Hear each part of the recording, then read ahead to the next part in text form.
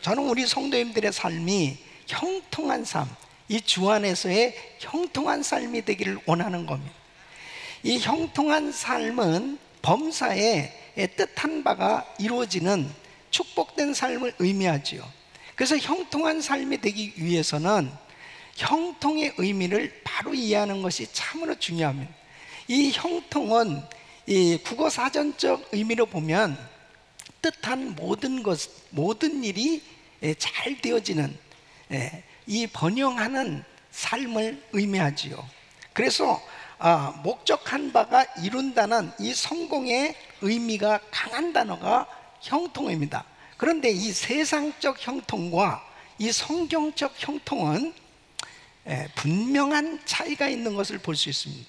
그래서 우리는 이 성경적 형통, 주 안에서의 형통이 되어야 하는 거예요. 이 세상적 형통은 내가 원하는 것이 잘 되어지는 것이 형통이죠. 내가 뜻한 바가 다 이루어지는 그런 삶이 형통이죠.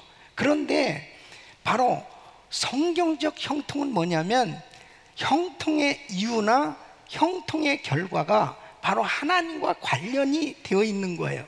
다시 말씀드리면 바로 하나님께서 함께 하시는 것이 형통이다 하는 것입니다. 그러니까 내가 원하는 것들이 이루어져도 하나님이 함께 하시지 않으면 그것은 성경적으로는 진정한 형통이 될 수 없는 거예요. 그러니까 성경적인 형통이 이루어져야 그것이 진짜 축복된 인생이 되는 거예요. 보십시오. 자, 요셉은 형들에게 핍박을 받고 애굽에 팔려갔습니다. 애굽에서 노예 생활을 하는 거예요. 종살이를 하는 겁니다. 그런데 세상적으로 보면 요셉이 무슨 형통한 자라고 말할 수 있겠어요? 그런데 성경은 요셉이 형통한 자다 그렇게 말씀하고 있습니다. 이 창세기 39장 2절에서 3절로 보면 여호와께서 요셉과 함께 하심으로 그가 형통한 자가 되어 그 주인 애굽 사람의 집에 있으니 그 주인이 여호와께서 그와 함께 하심을 보며 또 여호와께서 그의 범사에 형통케 하심을 보았더라 그랬습니다. 그러니까 세상적으로 보면 요셉이 형통한 자가 아닌데 하나님께서는 요셉을 형통한 자다 이렇게 말씀하신 그 이유가 뭐예요? 하나님께서 함께 하신 것이 형통이라는 거예요. 지금 현재는 너무 힘들고 어렵고 그리고 세상적으로 보면은 정말 모든 것을 잃은 자 같고 그리고 안 된 것 같은 그런 삶의 여정이라 하더라도 하나님이 함께 하신다면 그것이 바로 형통한 삶이다. 여러분, 결국 형통의 이유나 형통의 결과가 바로 하나님께서 축복해 주셔서 하나님이 함께 하심으로 형통하고 하나님이 함께 하심으로 결국 잘된 일들은 이 형통의 결과가 어떻게 되어지느냐? 주님의 뜻을 이루고 주님께 영광 돌리는 삶이 되는 줄로 믿습니다. 그러니까 정말 주 안에서의 형통한 자가 되게 되어야 바로 하나님께 영광을 돌리는 삶이 되는 겁니다. 그러니까 오늘 이 본문 말씀을 보면 사울의 집과 다윗의 집 사이에 전쟁이 오려매 다윗은 점점 강하여 가고 사울의 집은 점점 약하여 가니라 그랬습니다. 세상적으로는 사울의 집이 형통한 집입니다. 그리고 다윗의 집은 형통치 못한 그런 환경 가운데 있는 거예요.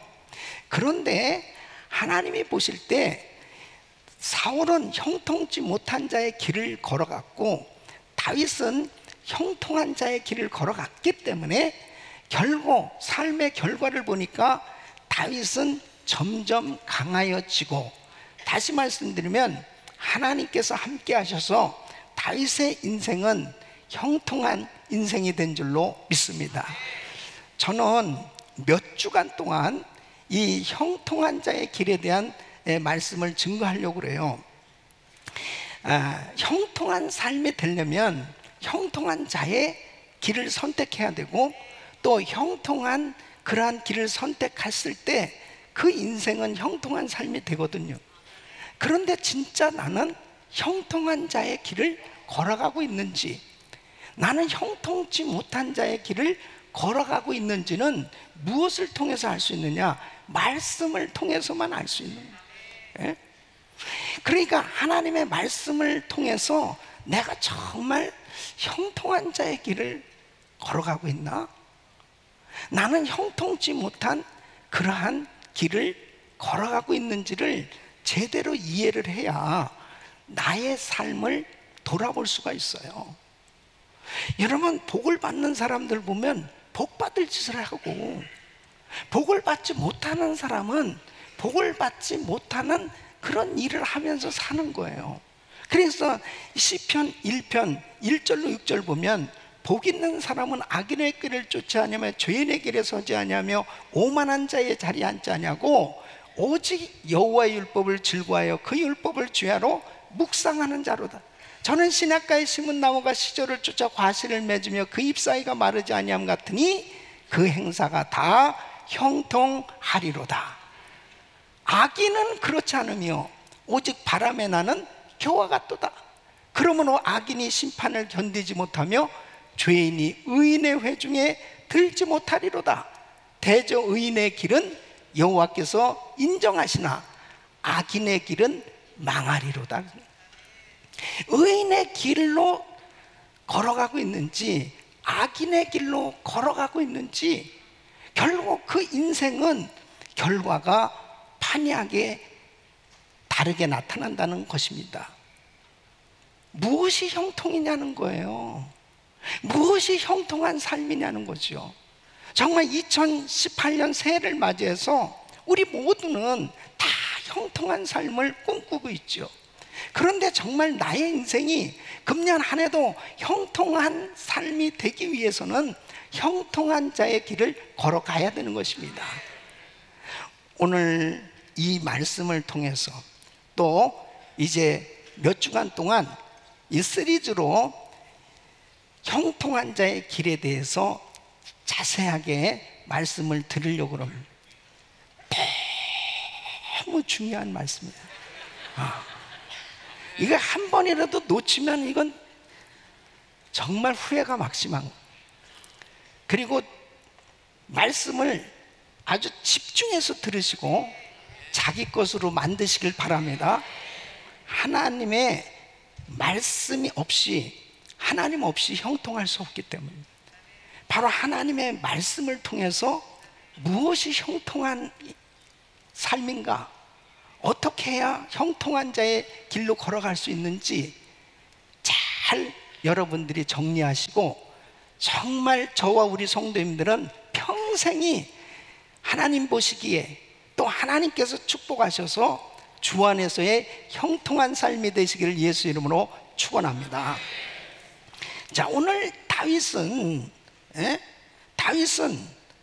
하나님께서 점점 강하여지도록 축복해 주시는 이 은혜를 받았고, 사울의 집은 점점 약하여지는, 망해가는 그러한 삶이 될 것을 말씀하고 있는데요, 다윗은 어떻게 형통한 자의 길을 선택했고 형통한 삶이 되었을까 하는 것입니다. 첫째는 다윗은 원수도 불쌍히 여겼다 하는 것입니다. 여러분, 사무엘하 1장에 보면 어느 날 아말렉 사람이 다윗에게 옵니다. 그런데 사울의 왕관을 가지고 나타난 거예요. 그 아말렉 사람이 뭐라고 얘기하냐면은, 지금 블레셋과의 전쟁에서 이스라엘이 패했잖아요. 사울과 그의 아들 이 요나단이 전사했다는 그 소식을 전해주는 겁니다. 그러니까 이 아말렉 사람은 생각할 때 다윗의 원수가 사울 왕이에요. 그러니까 사울이 죽었습니다, 여기 보세요, 증거가 있어요, 이것이 사울의 왕관입니다. 그러면 막 기뻐할 줄 알았어요. 그런데 사무엘하 1장 12절 보면 사울과 그 아들 요나단과 여호와의 백성과 이스라엘 족속이 칼에 죽임을 인하여 저녁 때까지 슬퍼하며 울며 금식하니라. 이 다윗은 사울이 죽었다는 소식을 듣고 금식하면서 슬퍼하면서 애도를 하는 거예요. 애도 정도가 아니죠. 이 사울의 죽음을 진정으로 애도하는 노래를 만들어서 이제 백성들에게 다 전파라고 명령까지 하는 것입니다. 사무엘하 1장 23절 25절 보면 사울과 요나단이 생전에 사랑스럽고 아름다운 자로니 죽을 때에도 서로 떠나지 아니하였도다. 저희는 독수리보다 빠르고 사자보다 강하였도다. 이스라엘 딸들아, 사울을 슬퍼하여 울지어다. 저가 붉은 옷으로 너에게 화려하게 입혔고 금놀이개를 너희 옷에 채웠도다. 오호라, 두 용사가 전쟁 중에 엎드러졌도다. 요나단이 너의 산 위에서 죽임을 당하였도다. 이 사울 왕이 아주 훌륭한 용사, 이스라엘의 영웅이었다는 겁니다. 이 사울 왕 때문에 이스라엘 백성들이 좋은 옷도 입게 되었고 잘 살게 되었. 바로 이 사울 왕은 공로자였다고 그를 칭송을 하는 것입니다. 여러분, 사실 다윗이 어떻게 이렇게 사울을 정말 높일 수가 있었는지, 어떤 면에서 보면은 이 다윗에게 있어서는 너무나 큰 상처를 가지고 있는 사람, 이 다윗에게 엄청난 상처를 준, 거의 10년이 넘도록 그렇게 다윗을 죽이려고 했습니다. 몇 번이나 죽을 뻔했습니다. 여러분, 목숨이 뭐 몇 개씩 됩니까? 한 번 죽으면 끝인데 다윗은 정말 지난 10년 동안 이루 말할 수 없는 어려움을 겪었습니다. 그런데 이 다윗은 오히려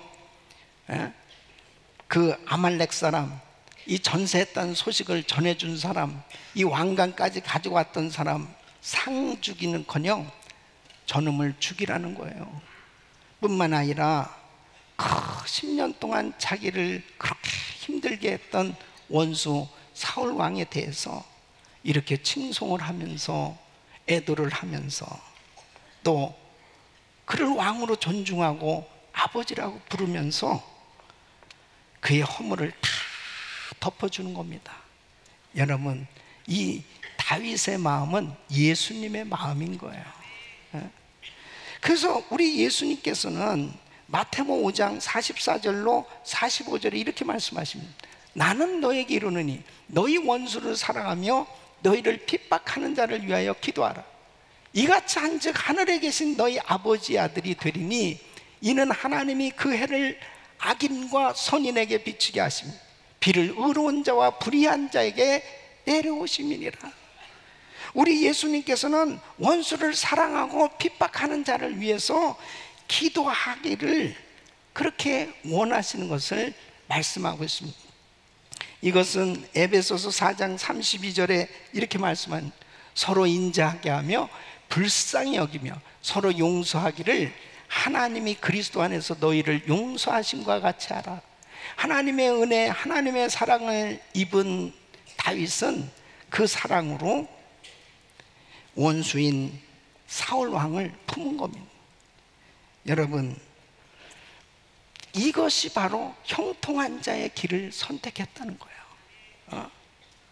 어떤 사업을 하는 성도님이 한국에서 그 아들을 이 미국에 유학을 보냈습니다. 하이스쿨 다니는 아들인데 외아들이에요. 근데 큰 문제가 생겼어요.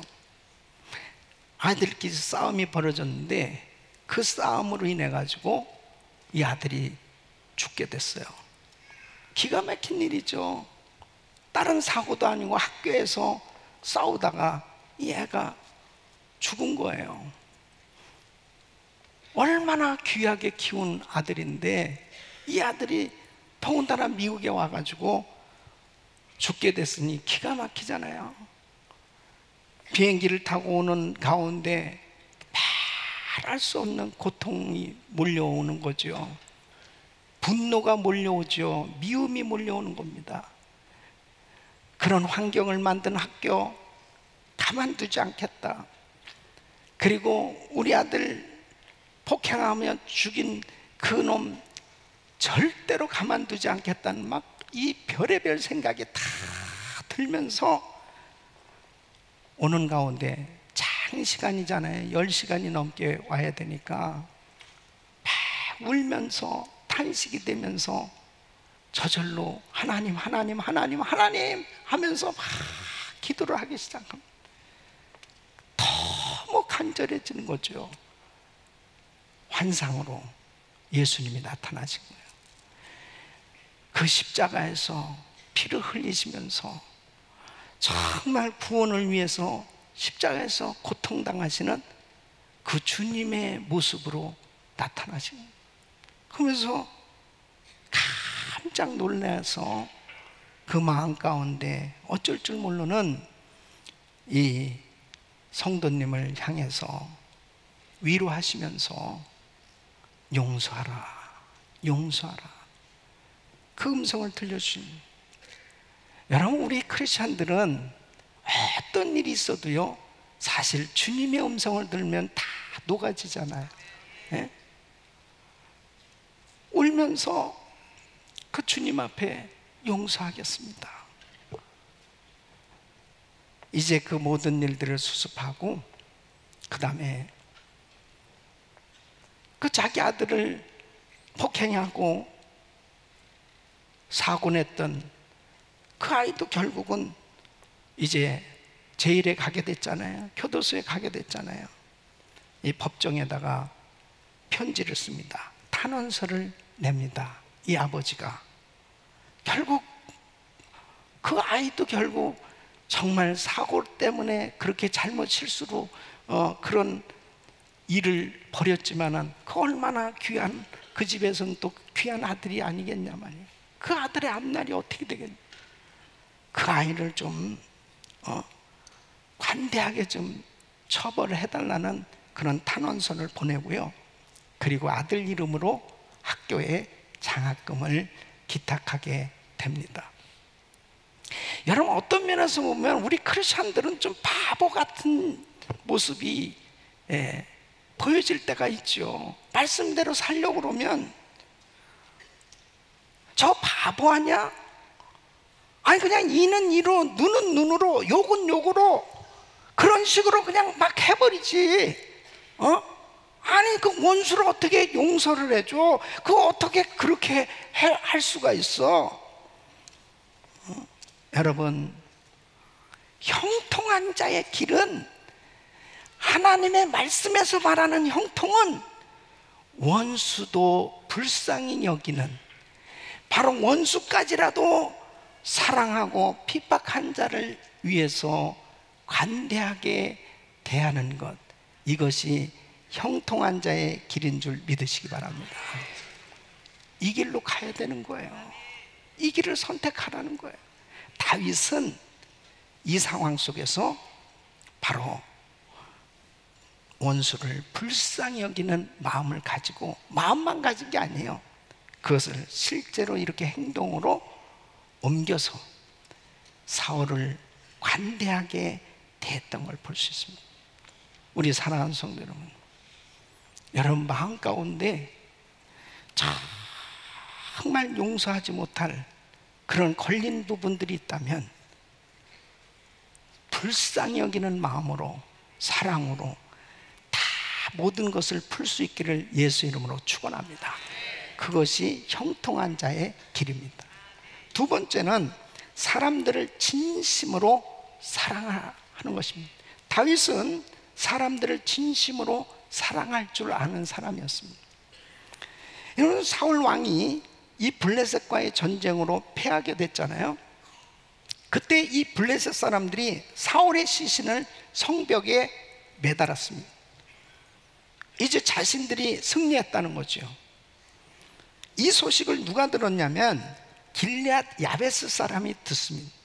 이 길앗 야베스 사람들은 자신들이 이 암몬의 공격을 받아서 다 죽을 수밖에 없는 이런 상황 가운데 놓였을 때 이 사울 왕이 군사를 동원해서 도와줬단 말이에요.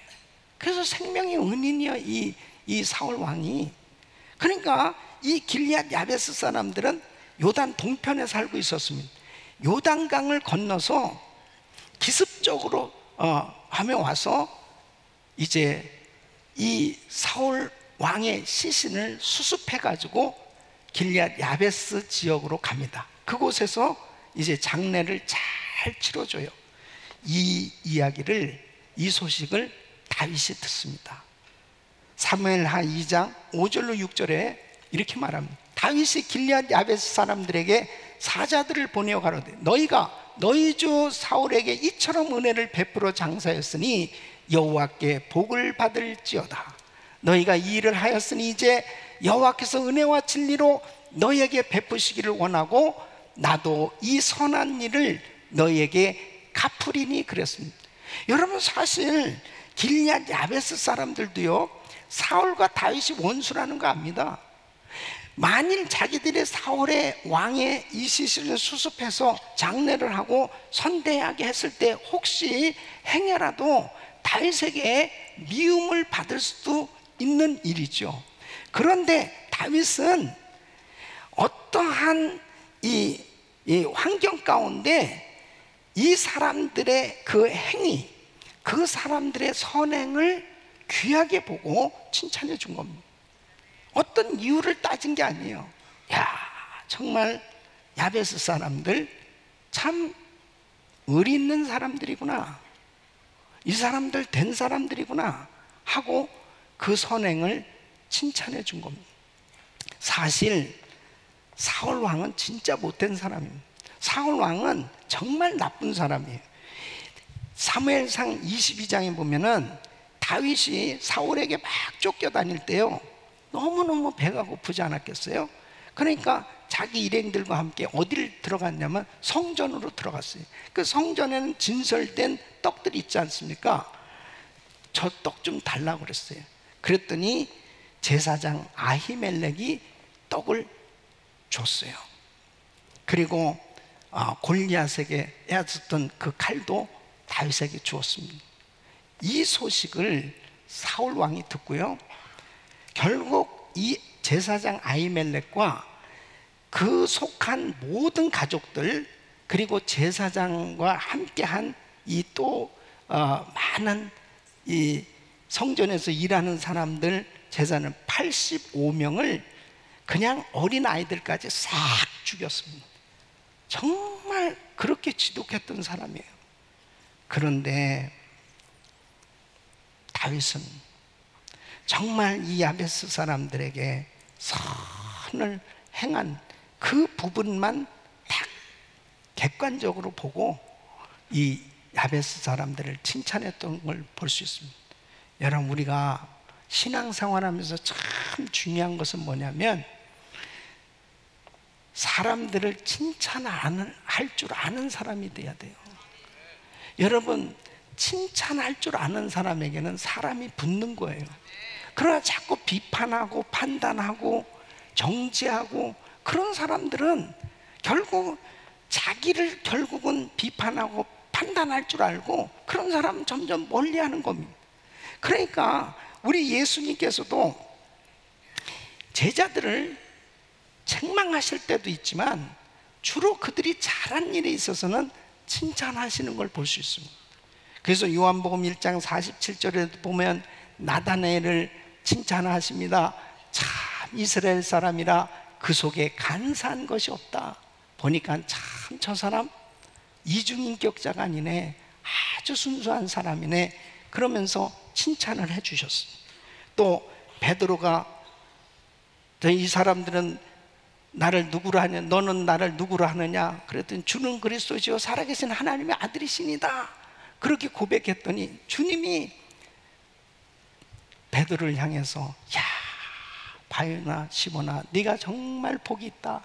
이를 네게 알게 하니 혈육이 아니라 하늘에 계신 내 아버지시다 하면서 천국 열쇠를 내게 주노니 내게 주겠다 그렇게 칭찬해 주시잖아요. 백부장이 자기 하인이 다 죽게 생겼습니다. 예수님 앞에 왔어요. 그러면서 말씀만 하시죠. 그냥 말씀만 해도 내 하인이 낫겠습니다. 그랬더니 우리 예수님이 칭찬하십니다. 이스라엘 중 아무에게도 이만한 믿음을 만나보지 못했다. 그러면서 그 하인을 고쳐주시잖아요. 여러분, 주님은 기회가 있을 때마다 사람들을 칭찬해주고 인정해주고 축복해 주셨던 걸 볼 수 있습니다. 다윗은 그 마음에 얼마든지 분노를 가지고 사람들을 그냥 선입견을 가지고 그렇게 대할 수도 있지만, 객관적으로 잘한 일에 있어서는 항상 인정해주고 칭찬해주는 그 칭찬해준 것이 바로 사람을 얻게 되고, 그리고 형통한 삶이 된 줄 믿으시기 바랍니다. 어떤 기관에서 남자들 수백 명에게 설문조사를 했습니다. 설문조사는 뭐냐면은 남자들이 살아가면서 어느 때 살맛 나느냐, 어느 때 힘이 나느냐, 그것을 조사를 했어요. 자, 남자 성도 여러분, 어느 때 살맛 납니까? 칭찬에 대한 얘기를 하고 있어요, 지금. 거기서 첫째가 뭐냐면, 첫 번째 조사한 설문조사에 제일 많은 퍼센테이지가 아내의 인정과 칭찬을 받을 때.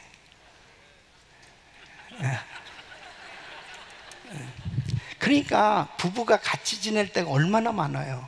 그러니까 이 부인들이 남편을 칭찬해 줄 때, 인정해 줄 때가 남편들은 살만 난다는 거예요.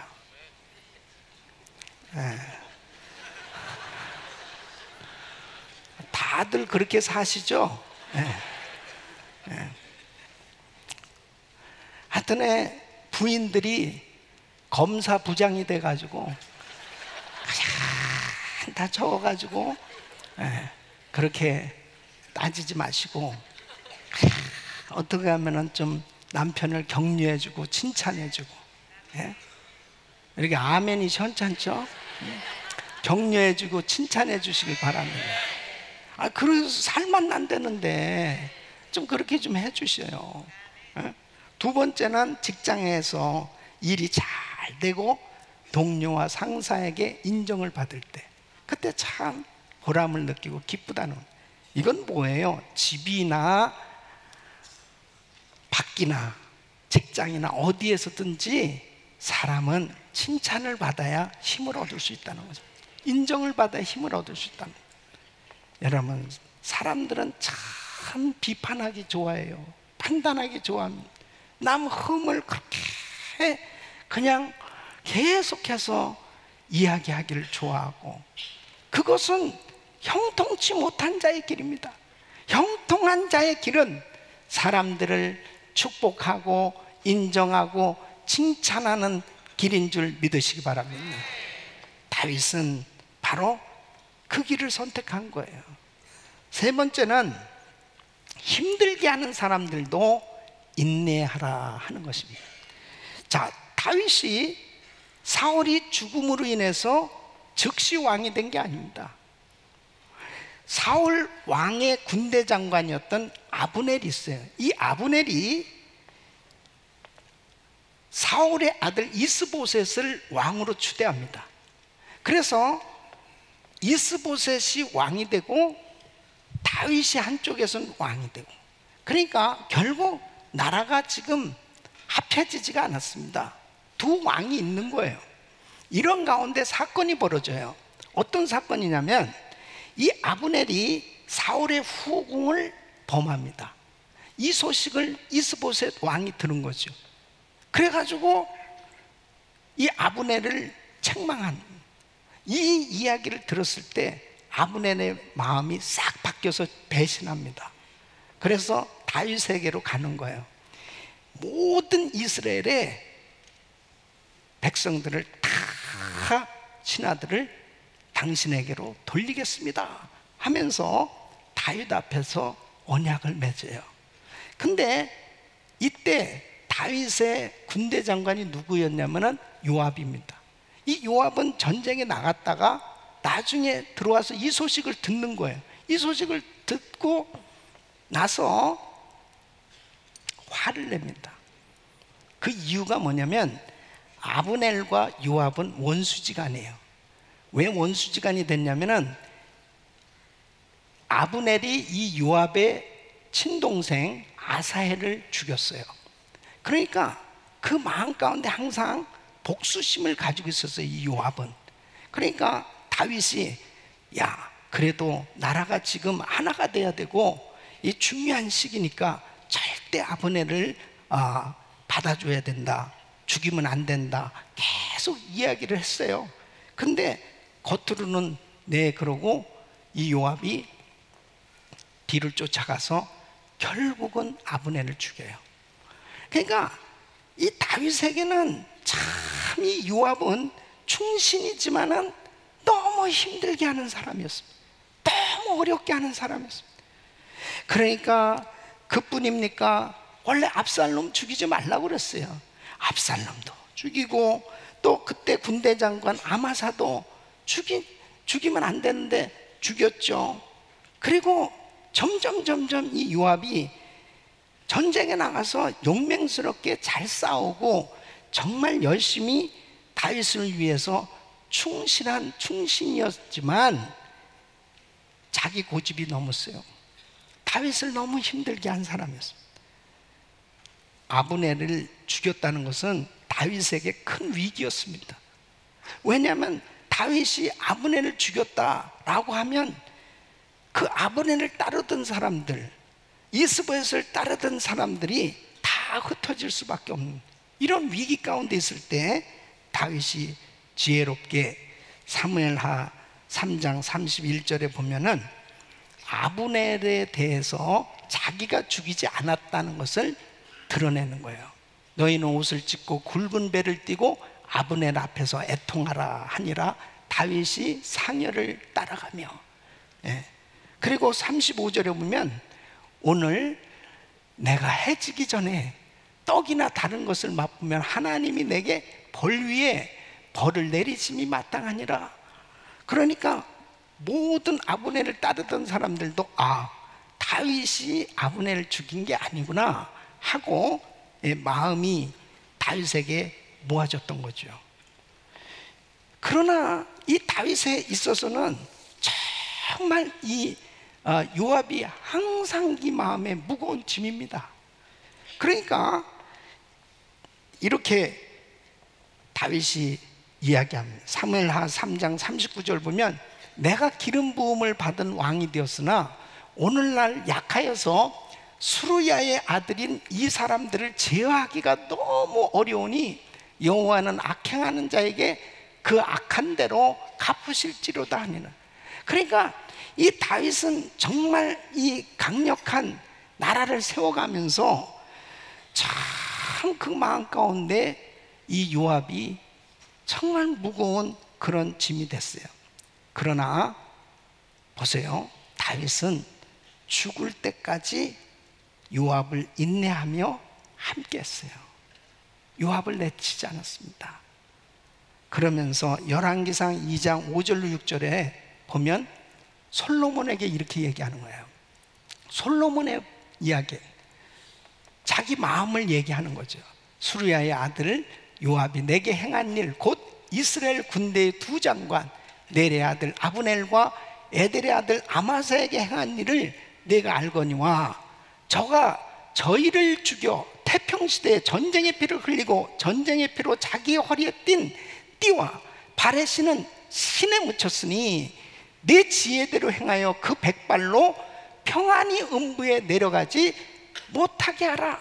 그렇게 솔로몬에게 이야기합니다. 결국은 솔로몬 때에 이 요압은 결국 처형을 당하고 말죠.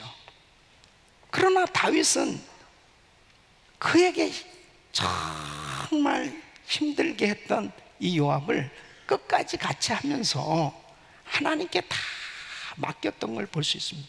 우리 사랑하는 성도 여러분, 정말 우리가 살아가면서요, 나하고 마음에 정말 전혀 맞지 않는 사람, 정말 나를 힘들게 하는 그런 사람들과 같이 지내야 될 때가 있어요. 그 일이 얼마나 힘들겠어요. 그러나 형통한 자의 길은 뭐냐? 다윗은 만일 요압을 내치면은 그 공동체가 화합이 되겠느냐는 거죠.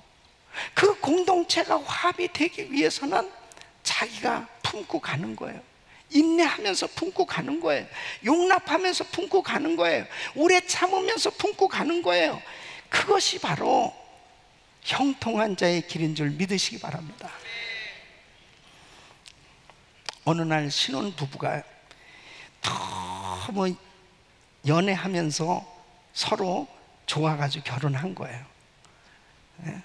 어느 날 이 부인이 감자를 삶아가지고 이제 남편한테, 여보, 맛있는 감자 좀 드세요. 그러면서 설탕을 가져와서 여기에 찍어 드시라고 그러니까 이 신랑이 고추장을 가져오라는 거야.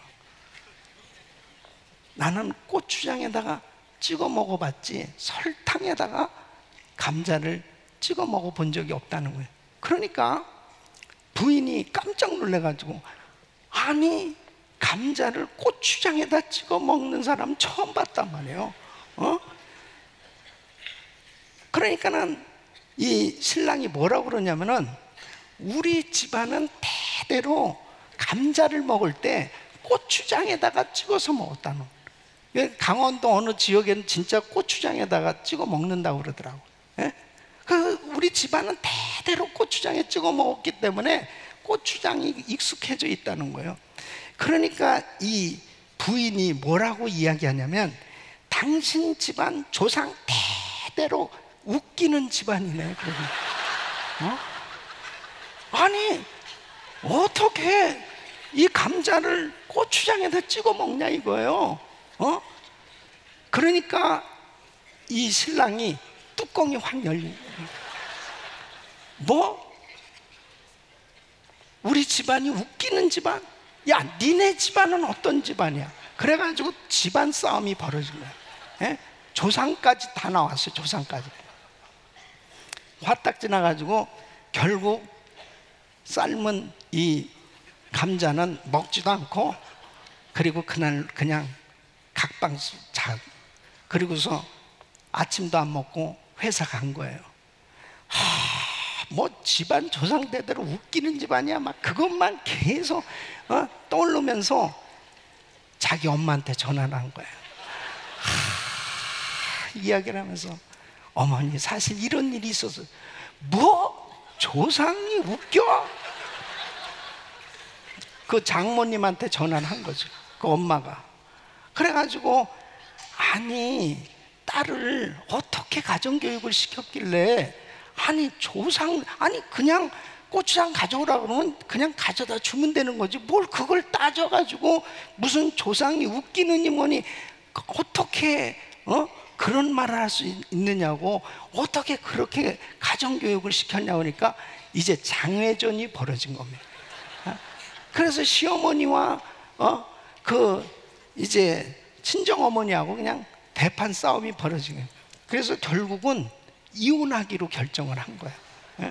근데 이혼을 해야 되는데, 이제 이 신혼부부가 대학에 다니면서 참 상담을 가르쳐줬던 아주 훌륭한 교수님이 생각난 거예요. 그래가지고 둘이서, 자 그러면 우리 상담 그 교수님한테 가서 한번 마지막으로 상담을 한번 받아보자, 물어보자. 그래가지고 그 상담 교수님한테 갔습니다. 그 교수님이 다 듣더니, 나는 여러분들의 이야기를 들으면서 어느 쪽이 맞다고 내가 얘기할 수가 없습니다. 우리 고향에서는 감자를 먹을 때 소금에 찍어서 먹습니다.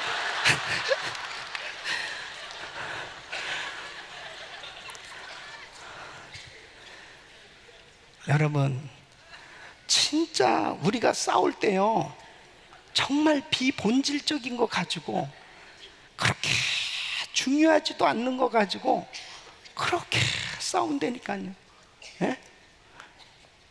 가정에서도 아주 싸우면은요, 나라와 민족을 위해서 싸우는 게 아닙니다. 정말 이렇게 하찮은 거 가지고 자존심 때문에 싸우는 거예요. 그런데 진짜 그 싸우는 것이 어디까지 가느냐? 예? 진짜 이렇게 안 살 것 같이 싸운다니까요. 교회에서도 정말 성도들이 다투는데, 정말 다투는 내용을 들어보면 한심합니다. 예? 세계 복음화를 위해서 싸우는 게 아니에요. 정말 창피해 그 내용이. 그런데 마치 천국에 안 갈 사람 같이 싸웁니다. 예수님을 버리고 싸우는 사람도 있어요. 성경 말씀 제껴놓고 그냥 오늘로 마지막인 것 같이 그렇게 싸우는 사람도 있습니다. 이게 마귀의 역사죠. 여러분 보십시오. 지금 요압을 내치고 싶어요. 다윗은 요압을 정말 내치고 너무 힘들어, 너무 부담이에요. 그럼에도 불구하고 요압을 품는 이유는 이 공동체가 하나 돼야 되니까. 이 공동체가 하나 돼야 되니까. 여러분 가정에도 그렇잖아요. 어? 자녀들을 생각하면은 절대로 이 부부가 넘지 말아야 될 선 넘으면 안 되는 거죠. 우리 크리스찬들은 어떻습니까? 예수 믿지 않는 사람들이 보고 있잖아요. 믿음도 없는 사람들이 보고 있잖아요. 그 예수 믿는 사람들의 그 모습을 보면서 그 사람들에게 이거 덕이 될까, 덕이 되지 않을까, 이런 걸 생각하면 덕이 안 되니까 내가 그래도 품어야지, 내가 그래도 참아야지. 그것이 바로 형통한 자의 길인 줄 믿으시기 바랍니다. 내 마음대로, 내 내키는 대로 말할 거 다 해버리고, 내 내키는 대로 행동할 거 다 해버리고, 내 내키는 대로 싸울 거 다 싸우고, 그것은 형통치 못한 자의 길을 선택한 거예요. 여러분, 무엇이 형통입니까? 다윗은 형통한 자의 길을 선택했기 때문에 결국 보면은 결국 그는 형통한 삶이 됐어요. 사울은 형통한 삶으로 보여졌지만 결국 형통치 못한 자의 그 길을 걸어갔기 때문에 그의 삶의 말로는 결국은 망했습니다. 우리 인생이 그렇습니다. 형통한 자의 길을 선택해야 형통한 삶이 되는 줄로 믿습니다. 다윗은 원수도 불쌍히 여기, 원수까지라도 그가 다 용납할 수 있는 그 마음을 가지고, 그리고 사람을 칭찬하고 인정해주고 힘들게 하는 사람조차 인내하면서 용납할 줄 아는 형통한 자의 길을 걸어갔기에 다윗이 형통한 삶이 된 것처럼 우리 사랑하는 성도님들의 삶이 꼭 형통한 자의 길을 선택하고 형통한 삶이 되시기를 예수 이름으로 축원합니다. 기도하겠습니다.